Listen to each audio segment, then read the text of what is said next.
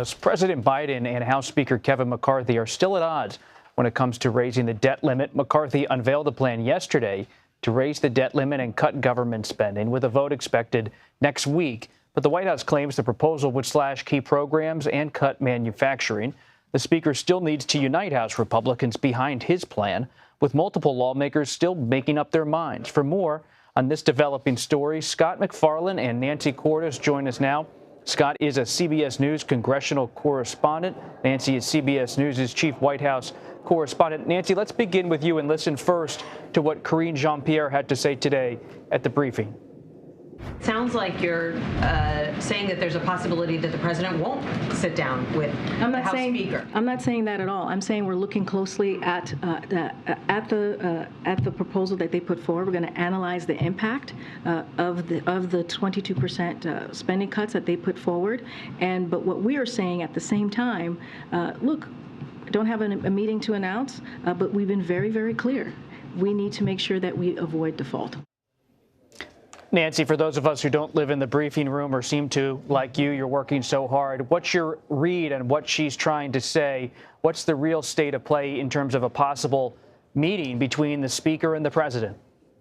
Right. Well, what's so interesting, Robert, is what she's not saying. Back at the start of this debate, President Biden said that he would be willing to sit down with Speaker McCarthy and talk about spending only after McCarthy basically put his cards on the table and put his budget out and put some numbers to what he was asking for, be concrete about what kinds of cuts he wanted to make. Well, now Speaker McCarthy has done that. He has released this bill calling for all kinds of cuts, calling for rolling back some of the president's signature legislation that he was able to pass just last year. And now the White House still isn't committing to that meeting with Speaker McCarthy. They say they're still analyzing McCarthy's bill, even as they're very out front about attacking it in all kinds of ways. The reality here, Robert, what's going on is that the White House and Democrats are highly skeptical at this point that McCarthy's actually going to be able to pass this bill. He would need to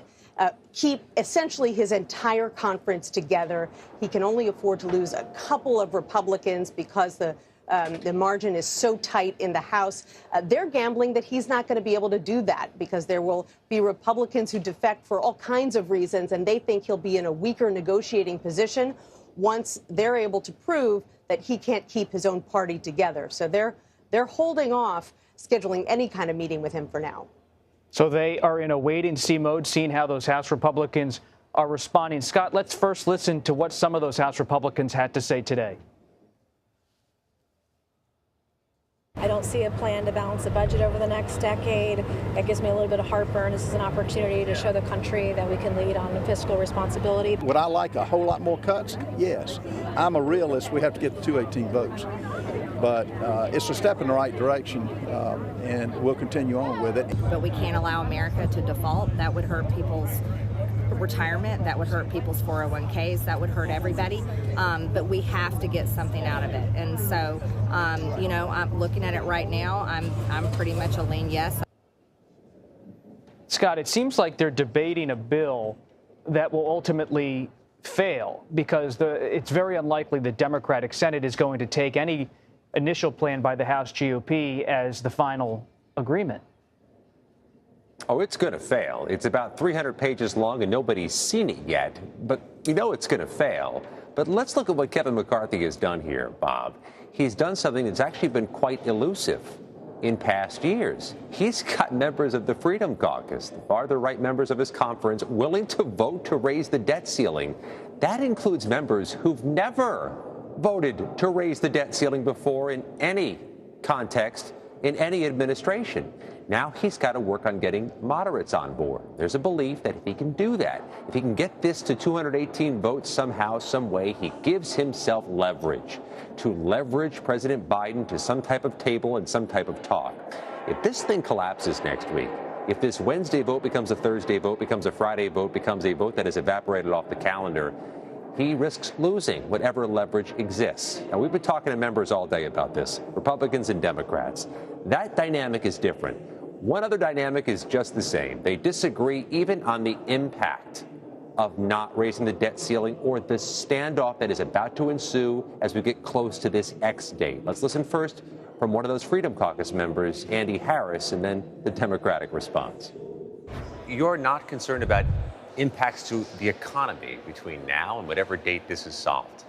Not at all. I think the president is going to come to his senses on this. I think he's going to realize that the American public, look, we've seen the polling.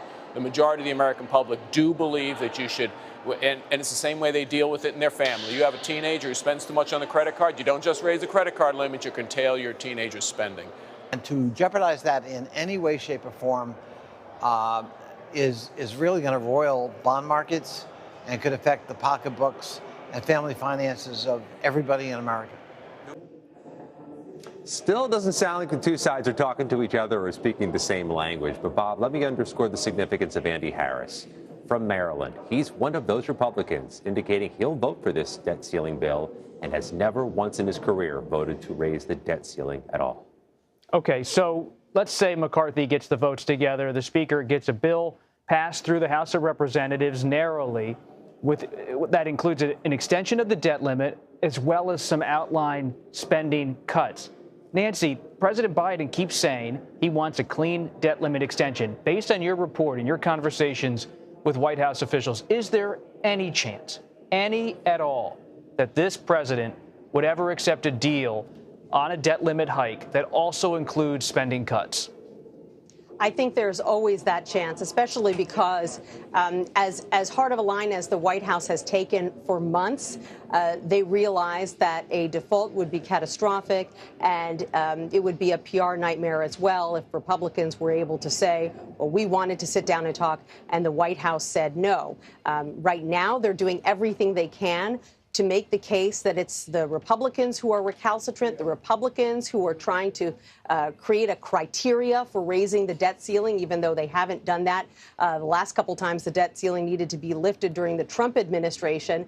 And they think that that is a powerful strategy for now. But if we really get into an economic crisis at some point, they're obviously going to have to shift strategies. They just don't want to have to do it any sooner than they absolutely have to. Beyond that, it's really difficult to see what the middle ground would be between where the White House stands right now and some of these cuts that Speaker McCarthy wants to make. So that is a very complicated negotiation. Even if they're able to hit on a number, again, there's no guarantee that House Republicans would go along with it. So there are a number of major stumbling blocks ahead as we watch this shifting landscape and try to figure out how the debt ceiling is going to get raised in time to avert a default. Scott MacFarlane and Nancy Cordes, as always, on top of the story. We really appreciate it.